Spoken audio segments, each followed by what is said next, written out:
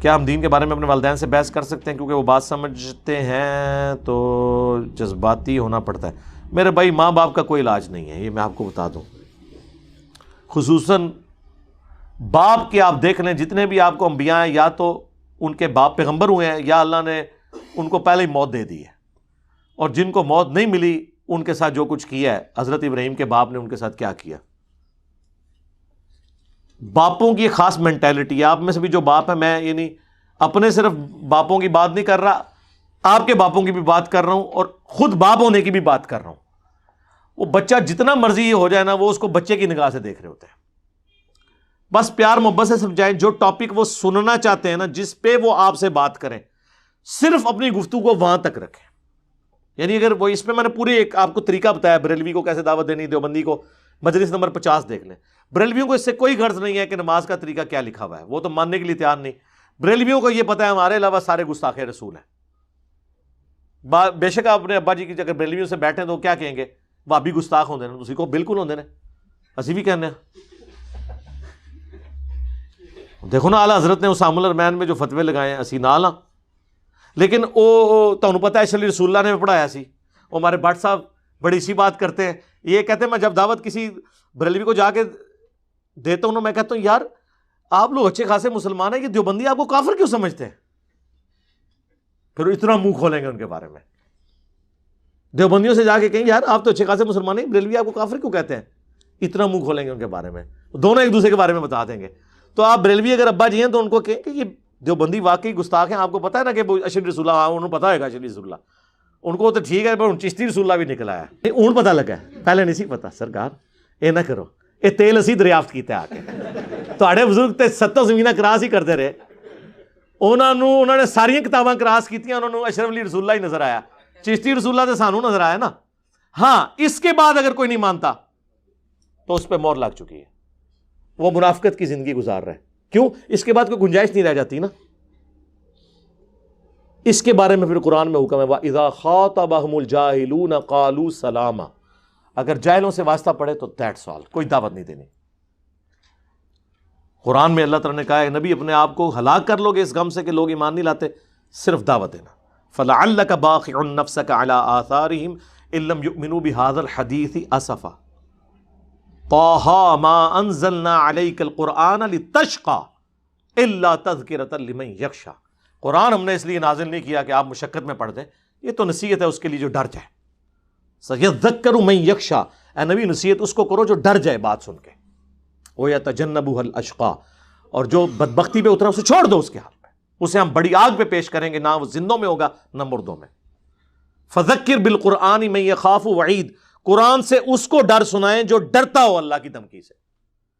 تو جو اشرف علی رسول اللہ کو غلط کہہ رہا ہے اور چشتی رسول اللہ کے بارے میں نہیں کر رہا، تو دنیا کی کسی عدالت میں جانے کی ضرورت نہیں ہے. آپ 5ویں کلاس کے بچے سے پوچھ رہے ہیں کہ یہ کیا کر رہا ہے، تو وہ کہے گا کہ 2 نمبری کر رہا ہے میرا دادا. تو 2 نمبر بندے کا تو علاج پیغمبر کے پاس بھی نہیں ہے. کیوں؟ اس میں پیغمبر کا قصور نہیں ہے، 2 نمبر کا قصور ہے. جیسا کہ جو شخص سویا ہو اس کو تو آپ جگا سکتے ہیں، اور جو جاگ رہا اور آنکھیں بند کر کے لیٹا ہو اس کو کوئی جگا سکتا ہے؟ نہیں. تو اس کا پھر کیا اللہ نے کہا ہے؟ بڑی آگ پہ پیش کریں گے. لیکن دنیا میں اس نے سلوک کرنا ہے.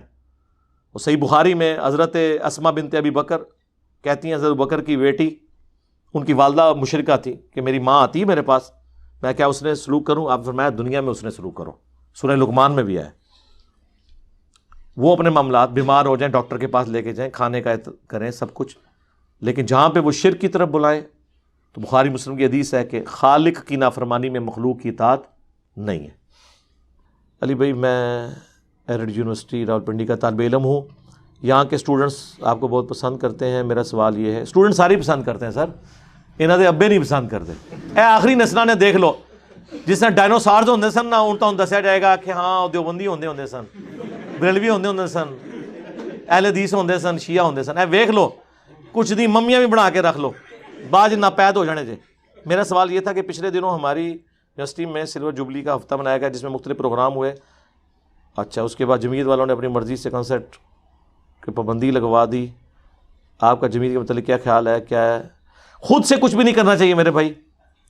ڈنڈے کے زور پہ آپ جو بھی کریں گے اس کا نقصان ہوگا. اگر اس قسم کا کوئی غلط ایکٹیویٹی وہاں پہ کوئی میوزک یا ڈانس پارٹی ہو رہی ہے، آپ انتظامیہ کو بتائیں، انتظامیہ نہیں مانتی ہے، بس آپ لوگوں کو ایجوکیٹ کریں کہ آپ نے اس میں شامل نہیں ہونا، تو جو مسلمان ہوں گے اللہ رسول کو بھی مانتے ہوں گے، اللہ رسول کی بھی مانتے ہوں گے، وہ شامل نہیں ہوں گے. لیکن آپ کے ڈنڈے کے زور پہ اگر کوئی شامل نہیں ہوا تو یہ آپ نے کوئی نیکی نہیں کسی کے ساتھ کی، کیونکہ اس کی ڈاکٹرن تو بدلی نہیں ہے.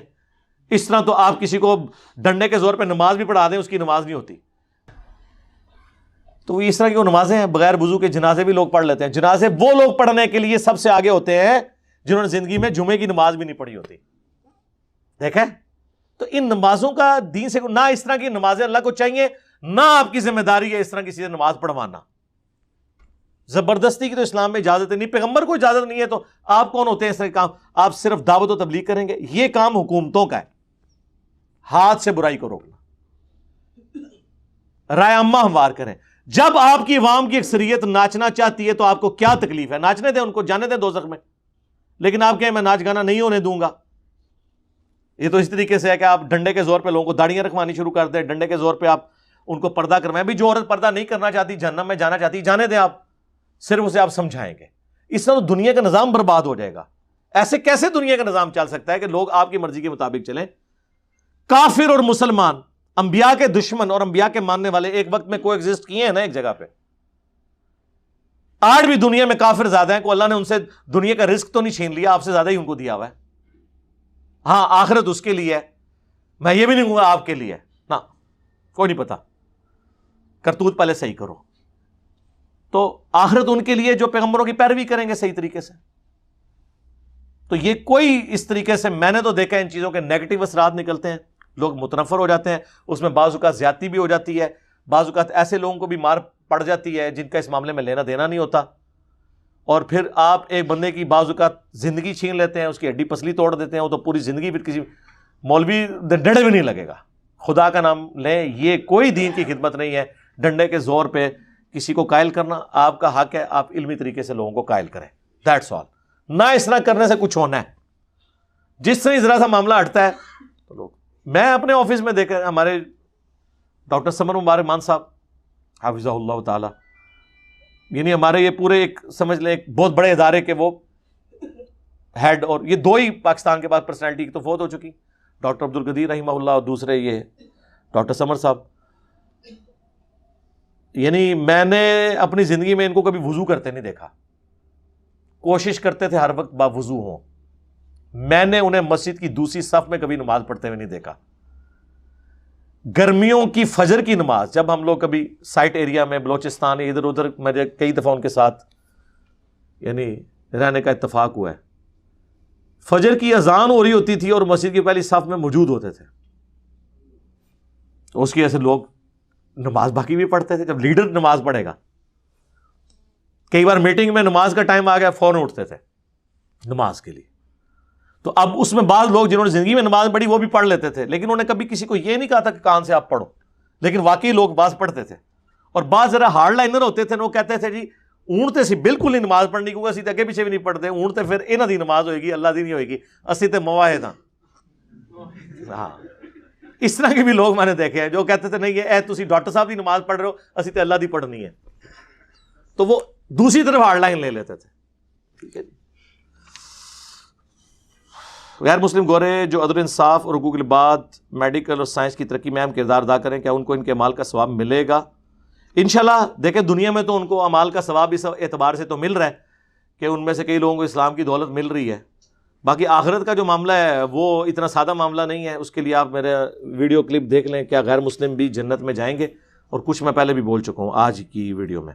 بھائی مجھے آپ سے بہت محبت ہے، جزاک اللہ جی، اللہ کے لیے محبت ہے، اور آپ کی محبت آج مجھے آپ سے ملنے لے. ٹھیک ہے گفٹ رو. میری خواہش ہے پروگرام کے اختتام پر مجھے تھوڑا سا ٹائم دیں. نہ ایک کام نہیں اے جنت ٹائم، یہ آپ کو ٹائم دیا ہوا نا اتنی دیر سے، میرے بھائی دعائیں کر رہے ہیں. لادہ سے میرے بھائی اتنے لوگوں کو کون مل کے کیا نکالنا ہے اس میں سے؟ آپ نے جو اپنا کوئی محبت کا اظہار کرنا ہے تو میرے لیے دعا کریں، اپنا دکھ درد سنانا ہے تو مجھے نہ سنائیں. حضرت یوسف علیہ السلام کے والد نے، یعقوب علیہ السلام نے تو اپنے بیٹوں کو بھی اپنا دکھ نہیں سنایا جنہوں نے ان کے ساتھ ہاتھ کیا تھا، اور ان کو پتہ بھی چل گیا تھا 2 نمبری کر رہے ہیں. تو انہوں نے کیا کہا سورہ یوسف میں کہ میں اپنے غم کی فریاد اپنے رب سے کرتا ہوں، مجھے پتہ ہے تم لوگ 2 نمبری کر رہے ہو، اور مجھے جھوٹ بول رہے ہو کہ میرے بچے کو بھیڑیا کھا گیا ہے، لیکن میں اس چیز کے اوپر بھی نہیں کرتا، میں اللہ کے سامنے اپنا معاملہ رکھتا ہوں، اللہ آپ کو خوش رکھے. یہ پاسبل نہیں. تبلیغ میں بار بار ایک بات سنائی جاتی ہے کہ نبی علیہ السلام جب معراج پر گئے تو ایک چیز اوپر نظر آئی، روشنی نیچے آتی نظر آئی. جب نبی علیہ السلام سے پوچھا گیا تو جبرائیل علیہ السلام نے بتایا کہ یہ اوپر جانے والے آپ کی امت کے اعمال ہیں اور نیچے اللہ کے فیصلے جا رہے ہیں. کیا صحیح حدیث میں، میرے علم میں کوئی ایسی صحیح حدیث نہیں ہے، لیکن یہ بات فی نفس ہی درست ہے کہ اللہ کے فیصلے آتے ہیں اور اعمال اوپر چڑھتے ہیں. اس پہ تو قرآن میں کئی آیات ہیں کہ اللہ کے طرف اعمال اٹھائے جاتے ہیں اور اللہ کی طرف سے فیصلوں کی تفویض ہوتی ہے. فیہا یفرق کل امر حکیم. لیلۃ القدر کے بارے میں سورہ دخان میں ہے، اس رات میں سارے اہم کام بانٹ دیے جاتے ہیں. انا انزلناہ فی لیلۃ القدر، ہم نے اسے تقدیر والی رات، ڈیسٹنی کی رات میں نازل کیا قرآن کو. وہ فیصلے تو آتے ہیں، یہ اپنی جگہ بات درست ہے.